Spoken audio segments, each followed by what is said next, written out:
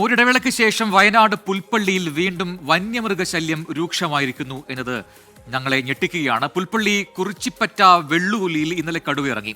ജനവാസ മേഖലയ്ക്കടുത്ത് കടുവയെ കണ്ടതിന്റെ ആശങ്കയിലാണ് പ്രദേശവാസികൾ. റിപ്പോർട്ട് കാണാം.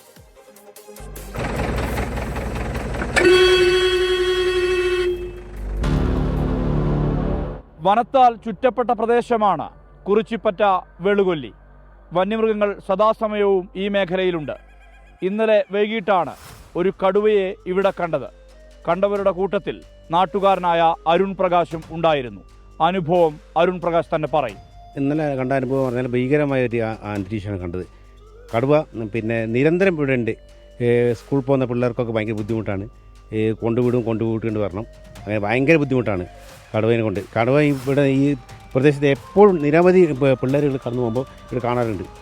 നമ്മൾ പോകുമ്പോൾ കാണാറുണ്ട്. നമ്മൾ നിരന്തരം കാണുന്നുണ്ട് കടുവേനെ. ഇത് നമുക്ക് വേണ്ട ഫെൻസിങ്ങോ മറ്റു ആവശ്യങ്ങളോ ഒന്നും ചെയ്തു തന്നിട്ടില്ല. നേരത്തെ ചെയ്ത ഒരു 10-15 വർഷം മുന്നേ ചെയ്തല്ലാണ്ട് പിന്നീട് ഒന്നും ചെയ്തിട്ടില്ല. നമുക്ക് നമ്മുടെ ആവശ്യങ്ങൾ ഫെൻസിങ് ഒന്ന് ഭദ്രമാക്കണം. പിന്നെ ഈ കടുവേനെ ഇവിടുന്ന് പിടിച്ച് വേറെ എവിടെയെങ്കിലും പാർപ്പിക്കാനുള്ള സംവിധാനം ചെയ്യണം. അരുൺ പ്രകാശും സുഹൃത്ത് ജിത്തുവുമാണ് ഇന്നലെ കടുവയെ കണ്ടത്. ഈ ദൃശ്യം പകർത്തിയത് വൈകിട്ട് 5:30യോടെയാണ് ഈ കാഴ്ച. ഒരു വനഗ്രാമമാണ് വെള്ളുകൊല്ലി. കൃഷിയാണ് പ്രധാന ഉപജീവനം.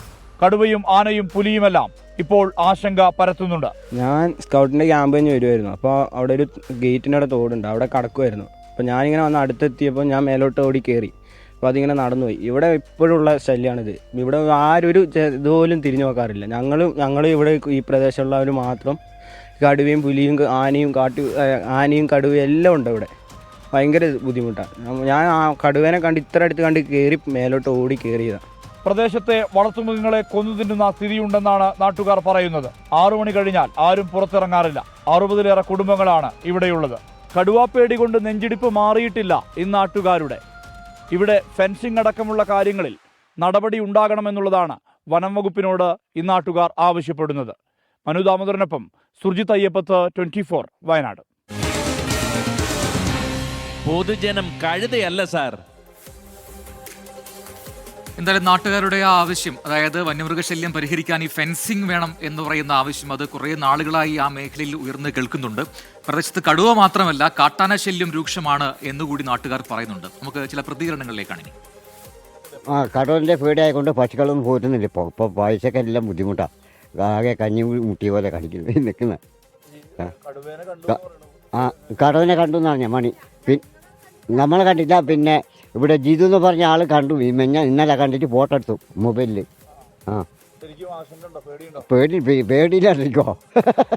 ആന കൊന്താൻ അവിടെ ഇട്ടിട്ട് പോകും. ഇതുകൊണ്ട് അങ്ങ് വച്ചു പോകും. ചെളിവുണ്ടാവില്ലല്ലോ. അംഗൻവാടി ടീച്ചർ കണ്ടുപോലോ.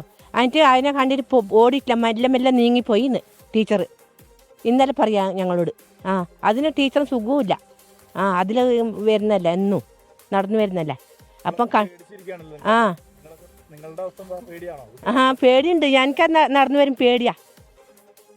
ടീച്ചർ പറയാം പിന്നെ ഓടിക്കഴിഞ്ഞാൽ ഇങ്ങനെ കഴുത്തൊക്കെ പിടിക്കുന്ന, ഞാൻ മെല്ലെ നീങ്ങിപ്പോയി എന്ന് പറഞ്ഞു. കടുവ കൊണ്ട് ആന ശല്യം കൊണ്ട് നമുക്ക് ഇവിടെ പോകാൻ വഴിയില്ല, വണ്ടി സൗകര്യമില്ല. അങ്ങനെ ഇപ്പോൾ കാട് റോഡുണ്ടായിട്ടൊന്നും നമുക്ക് കാര്യമില്ല. അപ്പോൾ ഫോറസ്റ്റിൽ ഇപ്പോൾ ആ റോഡ് പണിയായിട്ടുണ്ട്. ഇതിപ്പോൾ താഴെ വരെ റോഡുണ്ട്. നമുക്ക് മേലേക്ക് വരാനുള്ള ഒരു വഴിയില്ല. ഒരു മനുഷ്യന് നമുക്ക് എന്തെങ്കിലും ഒരു പനിയോ ഒരു ജലദോഷമോ രോഗങ്ങൾ വന്നു കഴിഞ്ഞാൽ എടുത്തുകൊണ്ട് പോകുന്നത് ഈ ആനക്കാട്ടിലാവില്ല.